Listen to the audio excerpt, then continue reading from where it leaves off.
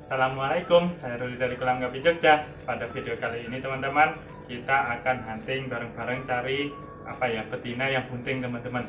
Dan nanti kita akan langsung ditaruh di tempat yang untuk beranak teman-teman. Dan nanti kita bisa bandingkan mana yang masih lama, mana yang udah mau ngobrol teman-teman. Ini di sini ada kolam dragon nih teman-teman. Kayaknya ini ada beberapa yang yang udah bunting lumayan besar teman-teman. Kita tangkap aja. Oh ternyata ini udah ada yang ngobrol di sini teman-teman. Kita tangkap dragon. Aduh.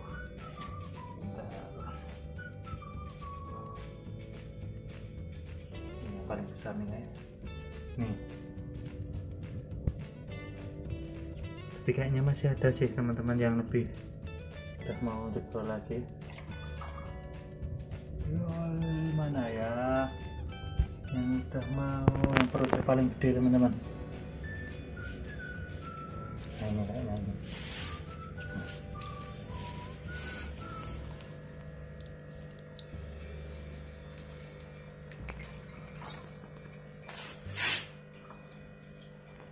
Ini teman-teman, itu yang perutnya termasuk lumayan besar. Langsung aja kita akan mereview ikan-ikan yang mau ngobrol teman-teman. Pertama teman-teman, kita akan membahas tentang ciri-ciri ikan yang bunting teman-teman. Jadi ciri-ciri ikan yang bunting itu ada beberapa. Yang pertama itu yang udah pasti perutnya buncit teman-teman. Jadi kalau dilihat dari atas atau dari samping itu kelihatan perutnya udah buncit ini ya teman-teman. Itu udah buncit. Yang keduanya, dia suka menyendiri teman-teman. Jadi kalau betina yang udah mau ngebrol itu tuh biasanya dia entah itu di pojokan, entah itu di bawah, atau di di atas, entah di atas, entah di bawah. Biasanya dia menyendiri dari teman-temannya, dari teman-teman ikannya teman-teman. Jadi terus yang terakhir itu kalau udah emang bener-bener deket teman-teman, itu nanti di perut bagian bawah dan di belakang ini teman-teman itu ada bintik-bintik teman-teman. Itu bintik-bintik itu mata-mata ikan yang udah mau dikeluarin sama betinanya ini teman-teman. Itu tadi teman-teman 3 ciri khusus betina yang udah mau ngobrol teman-teman. Ada suara motor. Bentar teman-teman. Untuk untuk lebih jelasnya kita lihat di depan ini teman-teman. Ini ada 2 betina yang udah mau ngobrol teman-teman. Tapi yang satu ini habis ngobrol teman-teman. Jadi kalau habis ngobrol kayak gini teman-teman, perutnya udah udah nggak buncit lagi. Nah, ini perutnya udah biasa. Jadi dilihat dari atas ataupun dari samping, dia udah ya kayak body ikan biasa lah kayak gitu. Terus kalau ini yang udah udah mau ngobrol, itu kayak gini teman-teman. Jadi perutnya itu kelihatan buncit. Terus habis itu dilihat dari atas juga besar lah perutnya dari atas tuh. Seperti itu. Ini 2 contoh antara ikan yang ini habis ngebrol, jadi mungkin udah nggak bunting. Terus yang satunya ini yang udah mau ngebrol teman-teman. Ini seperti ini ikannya. Nah, dan kita akan nanti ganti ikan yang lain juga teman-teman. Jadi kita akan nanti membandingkan antara ikan yang udah deket ngebrolnya itu yang seperti apa teman-teman. Ini yang tampak dari atas teman-teman, yang betina Black Moscow itu perutnya nggak buncit. Terus yang betinanya Red Spertel itu perutnya kelihatan buncit teman-teman. Ini saya udah ambil 4 betina yang bunting teman-teman. Yang kita nomorin aja, pertama yang ini Metal Yellowless Rontel, ini nomor 1 ya teman-teman. Terus nomor 2 nya ini Red Spertel. Terus nomor 3 nya ini yang dragon ini. Terus nomor 4 nya itu yang ini topaz teman-teman, betina topaz. Nah, keempatnya ini itu semua udah bunting teman-teman. Cuman di sini kita nanti akan membandingkan mana yang paling cepat ngebrol teman-teman dari tanda-tandanya seperti ini teman-teman. Kalau tampak dari atas teman-teman, itu perutnya yang paling gede ini pertama Metal Yellowless Rontel ini teman-teman. Ini yang paling gede perutnya kalau tampak dari atas teman-teman. Terus nomor keduanya yang ini teman-teman, nomor 2 yang red spectacle ini teman-teman, itu paling gede nomor 2 kalau dari atas ya teman-teman. Terus yang nomor 3 ini dragon ini teman-teman, China dragon. Terus yang terakhir yang paling kecil itu yang topaz teman-teman. Itu kalau urutan dari atas dari buncit perutnya teman-teman. Ini kita ambil udah 2 teman-teman, yang nomor 1 dan nomor 2 teman-teman. Nomor 1 itu metal Hyloles frontal, yang keduanya red spectacle teman-teman. Kalau dari samping kita lihat ini teman-teman, ternyata perutnya nggak terlalu berbeda ya teman-teman. Besar perutnya, ini tetap besar, kelihatan besar. Ini juga, cuman kalau ini kayaknya cenderung besarnya itu apa ya, ke bawah sih teman-teman. Tapi kalau ini mungkin ke samping, karena kalau dari atas kan kelihatan yang paling besar ini teman-teman perutnya. Itu. Dan ciri berikutnya teman-teman yang menandakan itu adalah yang bintik-bintik di bagian belakang perut ini teman-teman. Yang ini agak kuning tuh, yang ini yang agak hitam itu. Jadi kalau yang paling mendekati itu ada bintik-bintik. Kalau yang jenis bukan albino, bintik-bintiknya itu hitam teman-teman, karena itu kan mata-mata ikan yang buraya itu. Tapi kalau dia nanti albino, bintik-bintiknya itu merah teman-teman. Dan dari bintik-bintik tersebut kayaknya kalau ini dilihat itu ternyata malah lebih kelihatan bintik-bintiknya yang ini teman-teman, yang nomor 2 yang red spectacle. Malah kayaknya kelihatan yang red spectacle ini teman-teman. Jadi mungkin nanti biarpun perutnya ini lebih besar, mungkin nanti cepatnya ngebrol itu cepet yang ini teman-teman, karena yang paling mendekati itu, yang mendekati mau ngebrol itu yang matanya makin kelihatan itu makin cepet intinya teman-teman. Jadi ketika udah kelihatan mata atau bintik-bintiknya yang buraya itu biasanya nggak nyampe 2 hari mesti ngebrol teman-teman. Tapi kalau belum, biarpun perutnya ada gede kayak gini, itu mungkin nanti bisa lebih dari yang udah kelihatan bintik-bintik matanya teman-teman. Ini untuk yang betina yang tadi nomor 3 sama nomor 4 teman-teman. Yang ini dragon, yang ini topaz teman-teman.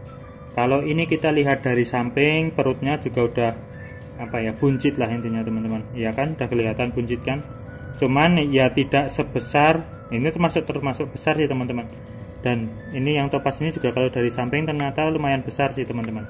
Ya itu ciri-cirinya tadi kan, karena ini udah betina yang bunting teman-teman. Jadi perutnya besar lah intinya. Perut besar itu ciri-ciri utamanya itu. Yang kedua tadi kan, pertama perutnya besar, yang keduanya dia sering menyendiri, terus yang ketiga kan ada bintik-bintik itu yang mata buraya di belakang ini, belakang perut, bagian belakang ini teman-teman.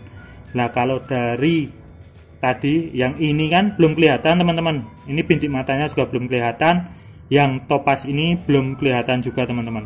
Jadi mungkin dari 4 tadi, yang nomor 1, 2, 3, 4 yang kelihatan bintik-bintik matanya itu baru yang nomor 2 teman-teman, yang red spectacle teman-teman. Jadi kemungkinan dari 4 tadi betina yang udah bunting tadi, yang ngebrol pertama itu yang red spectacle tadi teman-teman. Itu yang kemungkinan besar yang ngebrol pertama red spectacle. Terus kalau dari ciri-ciri perutnya ini, yang ini kan lebih kecil teman-teman daripada yang tadi yang nomor 1 tadi.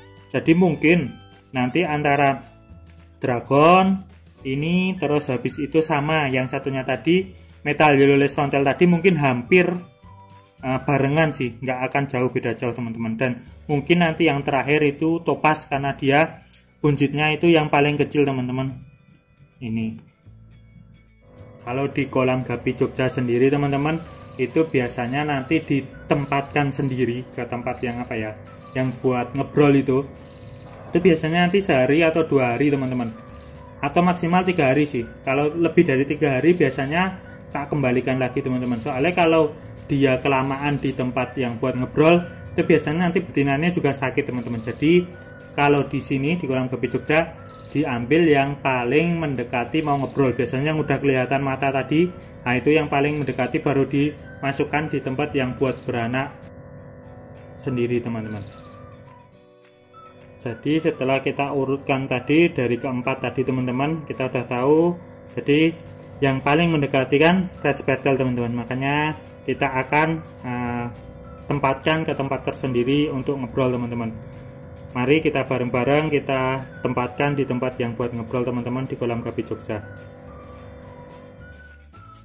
Ini kita akan membuat tempatnya yang untuk ngobrol itu teman-teman.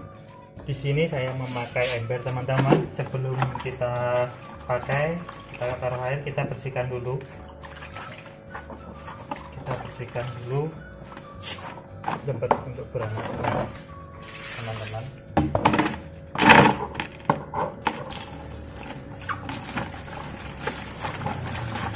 Oh iya, di kolam Gapi sendiri airnya itu pakai air apa ya, ini air sumur teman-teman, jadi nggak pernah diendapin teman-teman. Dan alhamdulillah karena air sumurnya termasuk bagus, jadi ikannya selama ini nggak bermasalah sih teman-teman. Ini dibuang dulu ternyata masih kotor airnya. Kayaknya udah nih teman-teman. Jadi selain bersihan tempat, di kolam Gapi Jogja sendiri itu ada memakai untuk mengefektifkan jumlah anaknya nanti, itu memakai beberapa cara teman-teman. Yang pertama itu yang buat penyaring kayak gini, ini makanya pakai jaring biasa teman-teman, pakai jaring biasa, terus dibuatnya ini pakai bambu teman-teman. Dan nanti ini talinya cuman pakai yang beli namanya kayak gini teman-teman, toko besi itu loh teman-teman, apa namanya nggak tahu, pokoknya kayak gini biar enak, langsung dijepit satu-satu kayak gini, itu nggak perlu nali-nali dan termasuk kuat ini teman-teman, aman. Itu pakai seperti ini teman-teman, yang paling efektif pakai ini, atau bisa juga ini pakai kalau di sana namanya di sini namanya mungkin ceting teman-teman, di 2 ceting nanti yang atasnya ini dibolong. Kenapa nggak cuma satu bisa sih teman-teman, cuman kalau satu kayak gini doang biasanya nanti lompat-lompat keluar. Kalau lompat keluar kan sama aja teman-teman, nanti bisa makanin anaknya. Jadi biasanya 2 kayak gini dijadiin 1, terus nanti dibolong atasnya biar ikan indukannya nggak loncat dan nggak keluar dan makan anaknya teman-teman. Jadi kalau saya sendiri kalau masih ada itu suka pakai yang kayak gini teman-teman, ini lebih senang sih kalau saya, efektif anaknya bisa lebih banyak. Tapi kalau pas habis biasanya pakai kayak gini, ini yang buat buat pilihan selanjutnya. Atau bisa lagi nanti pakai dibanyakin tanaman airnya teman-teman, itu bisa juga teman-teman. Jadi pakai entah itu frogbit atau ganggang-ganggangan, itu bisa teman-teman.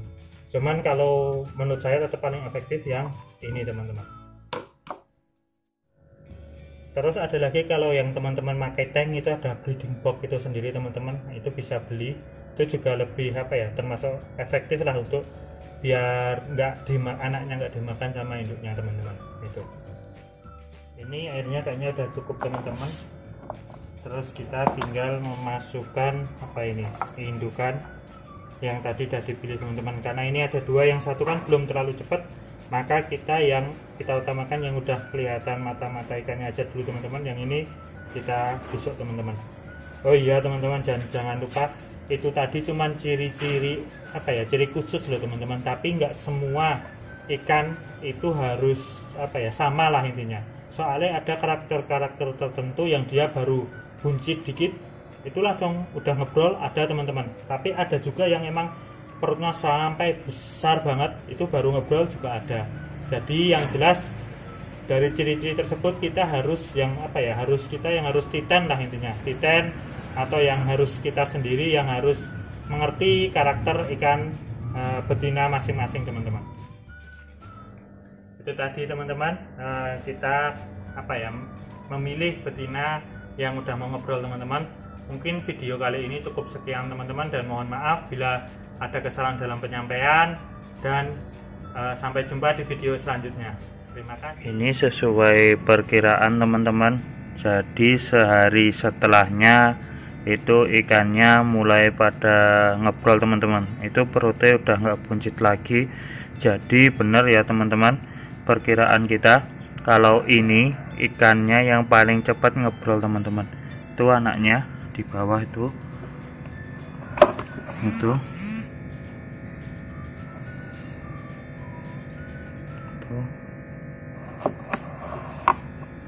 Cuman karena ini blonde jadi anaknya nggak terlalu kelihatan teman-teman.